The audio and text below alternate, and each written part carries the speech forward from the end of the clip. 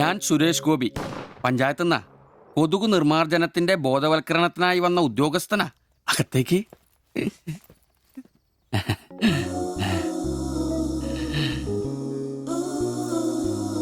ഒരു ചെറിയ സർവേ ഉണ്ട്. ചെറിയ ചോദ്യങ്ങൾ, ചെറിയ ഉത്തരങ്ങൾ. ഒരു ലീഫ്ലെറ്റ് ഞാൻ അങ്ങോട്ട് തരും, പിന്നെ അല്പം ഉദ്ബോധനവും.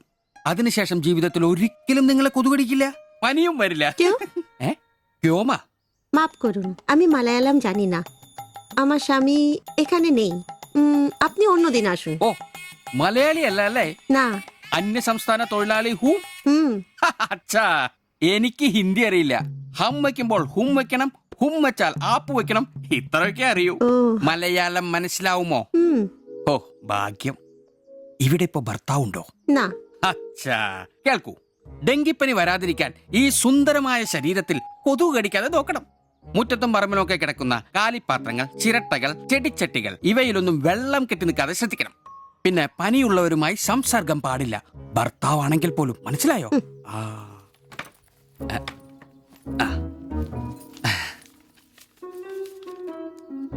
എന്താ പേര്? দেবযানী। ദേവയാനി. ആപ്കാ നാം അച്ഛാ ഹേ. ഭർത്താവിന്റെ പേരെന്താ? কুমার। കുമാർ. കുട്ടികൾ? নেই। അതെന്താ? ആർക്കാ കുഴപ്പം? അല്ല, ഇപ്പൊ എല്ലാത്തിനും ചികിത്സയുണ്ടേ. ഇനി പിന്നെ ഒരു ഫാഷനായിട്ട് കുട്ടികൾ പിന്നെ മതിയെന്നാണെങ്കിൽ ആയിക്കോട്ടെ ആയിക്കോട്ടെ. സ്വദേശം? বেঙ্গল। ബംഗാൾ.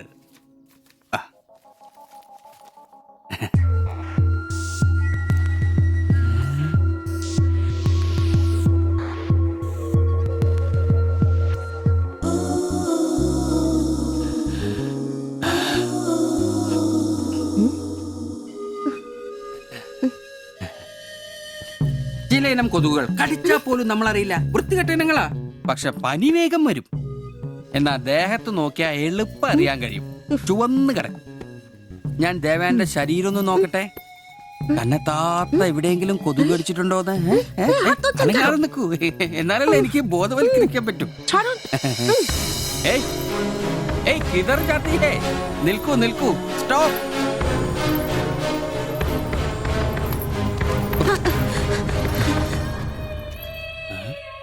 ও আমার হাত ধরেছিল। എന്നേടാ പ്രശ്നം? ഞാനൊരു പാവം സർക്കാർ ഉദ്യോഗസ്ഥനാണ്. ഇനി തല്ലരുത്, ആളെ കൂട്ടരുത് പ്ലീസ്. പകർച്ചപ്പനി ബോധവൽക്കരണത്തിന് വന്നതാ. അന്യ സംസ്ഥാനക്കാരുടെ ദേഹത്ത് കൊതുക് കടിച്ച പാടുണ്ടെന്ന് തപ്പി നോക്കിയതാ. സോറി, നമ്മൾ ഒരേ സംസ്ഥാനക്കാരല്ലേ, പ്ലീസ്. അന്യ സംസ്ഥാനക്കാർക്കാണ് നാണോ മാനുമില്ലേ? സോറി, മാപ്പാക്കണം പ്ലീസ്. ഇനി പ്രദേശത്ത് തന്നെ കണ്ട തന്റെ ദേഹം മൊത്തം പാടായിരിക്കും, അത് കൊതുക് കടിച്ച പാടായിരിക്കില്ല. മനസ്സിലായി. ഞാൻ ഇനി ഈ പ്രദേശത്ത് വരികയില്ല. പോവാ. താങ്ക്സ് ചേട്ടാ. പെങ്ങളെ വരട്ടെ. കൊതുക് കടിച്ച് പനി വരാതെ നോക്കണേ. ചേട്ടനും ശ്രദ്ധിച്ചോണേ. Tata, bye bye.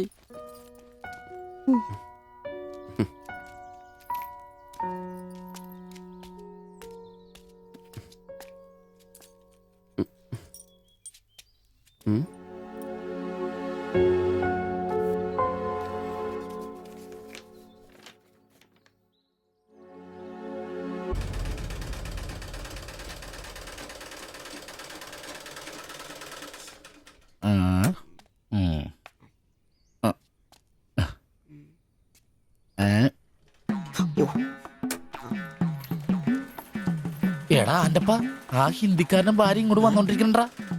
എന്റെ അമ്മോ, എന്ത് സാധനോടാ അത്. മിക്കവാറും ഇവിടെ വന്ന ഒരു ബ്ലൗസിന് അളവെടുക്കാൻ സാധ്യത കാണുന്നുണ്ട്. പിന്നെ ബ്ലൗസ് എന്താടാ? നാട്ടുകാർ ഇവിടെ വന്ന് എടുക്കില്ല, പിന്നെ ബംഗാളികൾ. അത്ര ഇങ്ങനെ ആലോചിച്ച് കൂട്ടണ്ട. നമസ്കാരം. അല്ല, ഇത് ആരൊക്കെയാ വന്നേക്കണത്? ഭായി ഒരു ബഹനോ മേലെ തയ്യൽ കടയിലേക്ക് ആവോനാ. ആകെ ഒരു ഹിന്ദി വാക്ക് അറിയാമുള്ളൂ, ഇതിൽ കൂടുതലൊന്നും പ്രതീക്ഷിക്കരുത്. മലയാളത്തിൽ പറഞ്ഞാൽ മതി, ഞങ്ങൾക്ക് അതാ ഇഷ്ടം. സമാധാനായി. അല്ല, വന്ന കാര്യം എന്താ? ഒരു തയ്യൽ പണിയുണ്ട്. അതാണല്ലോ എന്റെ പണി. എന്താ തയ്ക്കണ്ടേന്ന് പറ. ഇവൾക്കൊരു ബ്ലൗസ് വേണം. അതിനെന്താ അളവ് ബ്ലൗസും തുണിയും എടുത്തോ? ব্লাউজ হবে নতুন মাপে। ഞാനങ്ങനെ പേയായിട്ടൊന്നും കട്ടിയല്ല, കട്ടിനെ കറക്റ്റായിട്ട് ഞാൻ കട്ടിയുള്ളൂ. അളവെടുക്കണ്ടാ പറഞ്ഞു. എന്നാന്ന്? പുതിയ അളവെടുക്കണം.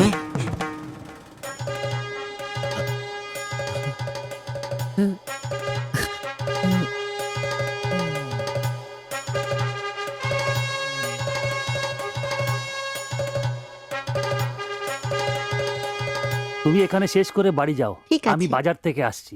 হুম। না ശരി. ഷിബു, ഇത്ര കാലത്തെ കാത്തിരിപ്പിന് ശേഷം നിന്റെ അസുദിനമെത്തി. ഷിബു, ചെല്ല്, ചെന്ന് അളവെടുക്ക്. എന്താ അച്ഛൻ എടുക്കുന്നേ? പോയി അളവെടുക്ക്. മുഴക്കോലെടുക്ക്, മുഴക്കോലെടുക്ക്. മുഴക്കോല എന്തിനാ? അളവെടുക്കാനാന്ന്. ടേപ്പ് കൊണ്ടല്ലേ ഓ, അളവെടുക്കാറ്? എന്നാ ടേപ്പ് എടുക്ക്. ടേപ്പല്ലേ തോളത്തെടുക്കുന്നേ? ഏ? എന്റെ പൊന്നാശാനെ. വലിയ പോയിട്ടാ.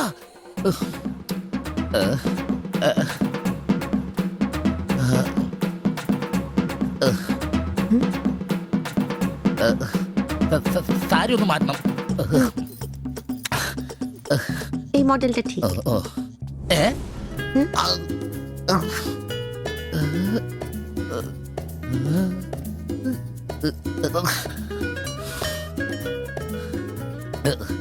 ഓ, ഫുൾ കൈ ഷർട്ടാണ് തയ്ക്കേണ്ടത്. സിബ് എന്റെ തയ്യൽ പരമ്പര ദൈവങ്ങളെ, എന്നെ തയ്യൽ പിടിപ്പിച്ച് ജോളിച്ചേട്ടാ, ശക്തി തരൂ. എന്നാ ഇത് അറിഞ്ഞിട്ടേ കാര്യമുള്ളൂ. ആ ടേപ്പിങ് എഴുത്. ഏ? ബുക്ക് എടുത്ത് എഴുതാൻ. ആഹാ. ഒയ്യോ. 17 എഴുത്. ആ. ഒയ്യോ. 37. ആ 30.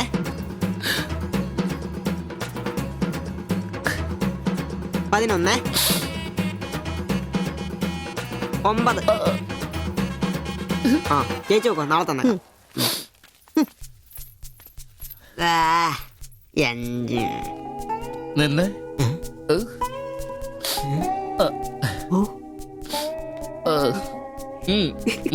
ചെല്ല്. അയ്യോ.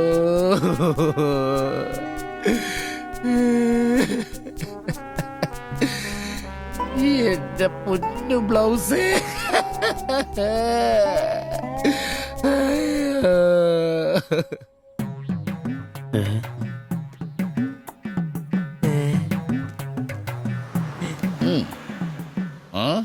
ഞാൻ ഇന്നത്തോടെ എന്റെ തയ്യൽ പണി നിർത്തി. അതിനാണ് ഈ ലഡു. എന്റെ ശിബുവേട്ട കണ്ണ് കാണാനില്ലെങ്കിൽ നിങ്ങൾ ഒരു കണ്ണാടി മേടിച്ചു വെക്കി. അല്ലാതെ അറിയാവുന്ന പണി നിർത്തണോ? ഇനിയുള്ള കാലം അധ്വാനിച്ച് ജീവിക്കാന്ന് വെച്ചു. അളിയനെ ഒരു വിസായ ചെന്നിട്ടുണ്ട്. അല്ല, പെട്ടെന്ന് തന്നെ ഇങ്ങനെ ഒരു തീരുമാനം. ഈ ഷിബു ഒരു തീരുമാനം എടുക്കണമെങ്കിലേ കണിയാനെ വിളിച്ച് നോക്കേണ്ട കാര്യമൊന്നുമില്ല. ഒറ്റ തോന്നല്, ഒറ്റ തീരുമാനം. നിങ്ങൾ പണി നിർത്താന്ന് കാര്യമായിട്ട് പറഞ്ഞാണോ? പോടാ പുല്ലേ, സ്വഭാവത്തോടൊരു കാര്യം പറഞ്ഞാൽ നീ ഒന്നും വിശ്വസിക്കൂല. ഇനിയിപ്പോ 2 അടിച്ചിട്ട് വന്ന് പറയണം. ശിബുച്ചേട്ടാ, അളവെടുക്കാൻ പെണ്ണുങ്ങളെ കിട്ടുന്നില്ല എന്ന് പറഞ്ഞ് നിങ്ങൾ എന്നെ അതിനാ പണി നിർത്തുന്നേ? നമുക്ക് സ്റ്റാൻഡിൽ നടക്കാന്നേ. ഇതെന്താ? നീ എന്താ വിചാരിച്ചത്? ഞാനെന്താ പടക്കം പൊട്ടിച്ചളിക്കാൻ മുട്ടിയിക്കുന്ന? പിന്നെ ഒരു കാര്യം, അളവെന്ന വാക്കിന് ഇവിടെ മിണ്ടിപ്പോരുത്. അത്രക്ക് വെറുത്തുപോയി ഞാൻ ആ വാക്ക്. അതെ, കുറച്ചു പേർ കൂടി ലഡു കൊടുക്കാനുണ്ട്. ലീവിന് വരുമ്പോ കാണാം. ശിബുവേട്ടാ, ലഡുവിനാണെങ്കിൽ ഇല്ല. ആഹാ. നിങ്ങൾക്ക് വേണ്ടി ചോദിച്ചതാ. നല്ലൊരു മനുഷ്യനായിരുന്നു, പട്ടായി പോയി. একটা মানুষের শান্তিতে থাকার দরকার, আমার দরকারই নেই। ছিট। ও তোমার শান্তি লাগবে, আমার বলো, আমার কি শান্তি লাগবে না? যেদিন থেকে তুমি এসছো আমার শান্তি চলে গেছে। আমি কি মরে গেছি, তোমার শান্তি নেই? এটার থেকে ভালো ওটা। দেবজানি, അടിച്ചെന്ന് തോന്നണം.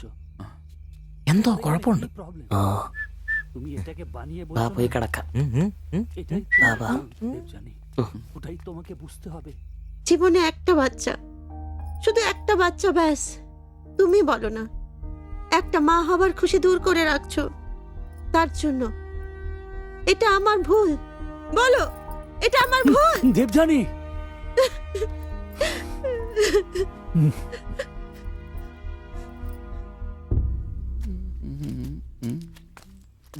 എല്ലാരും ഉണ്ടല്ലോ, ഇന്നാർക്കും പോണ്ടേ? ഞങ്ങൾക്ക് ഇടയ്ക്ക് കൂട്ടാതെ എടുക്കുന്ന പരിപാടി ഉണ്ട്. ഈ ക്ലീനിങ്ങും അടുക്കപ്പുറക്കലൊക്കെ. പെട്ടെന്ന് ആരെങ്കിലും റൂമിലോട്ട് കയറുന്ന മനുഷ്യൻ ജീവിക്കുന്ന സ്ഥലം തോന്നണ്ടേ? ഓ, ഇന്നാണ് ആ ശുചീകരണ ദിനം. ചോദിക്കാം. ഏ, നോക്കി ചോദിക്കണോ?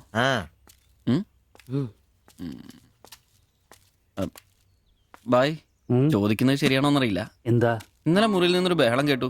പിന്നെ ഭാഷ മനസ്സിലാവാത്തോണ്ട് കാര്യം എന്താന്ന് മനസ്സിലായില്ല. വേറൊന്നും കൊണ്ട് ചോദിച്ചല്ല, ബഹളം ഇപ്പൊ പതിവാണ്. ചോദിച്ചത് തെറ്റായി പോയെങ്കിൽ ഏയ്, മാത്തച്ചൻ സാറിന്റെ കൂട്ടുകാരന്റെ കമ്പനിയിൽ ജോലി കിട്ടിയപ്പോ എല്ലാം ഭംഗിയായിരുന്നു എന്ന് കരുതിയതാ. പക്ഷെ കമ്പനി പൂട്ടിയപ്പോ ആ പ്രതീക്ഷ ഇല്ലാതായി. പട്ടിണി കടക്കാതിരിക്കാൻ പാടുപടുക. ഒരു ഭാര്യയ്ക്ക് പൊട്ടിത്തെറിക്കാൻ ഇതൊക്കെ പോരെ. നിങ്ങൾ ഇപ്പൊ വിചാരിക്കും ഇയാൾക്ക് വല്ല കൂലിപ്പണിയും ചെയ്ത് കുടുംബം നോക്കിക്കൂടേന്ന്. ശരീരമാണെങ്കിൽ ഒരു ജോലി ചെയ്യാൻ ഹൃദയത്തിന്റെ ബൾബുകൾ സമ്മതിക്കില്ല. ശരീരം വേർത്താൽ അവൻ പണി മുടക്കും. ചെറുപ്പം തൊട്ടേ ഉള്ളതാ. ചെറിയൊരു ഓപ്പറേഷന്റെ കാര്യമേ ഉള്ളൂ. പക്ഷേ തുക വലുത് വേണം. അതിനൊക്കെ എവിടെ വരുമാനം? ഇപ്പൊ അവളുടെ പ്രശ്നം ഞാൻ അവളെ ജോലിക്ക് വിടുന്നില്ല എന്നാണ്. മലയാളം പോലും അറിയാത്ത അവൾ എന്തു ജോലി ചെയ്യാം? ആകെ അറിയുന്നത് വല്ലവരുടെ വീട്ടിൽ പാത്രം കഴുകുക എന്നതാണ്. ഞാൻ ജീവിച്ചിരിക്കുമ്പോൾ അവളത് ചെയ്യണ്ട. അതാ എന്റെ തീരുമാനം.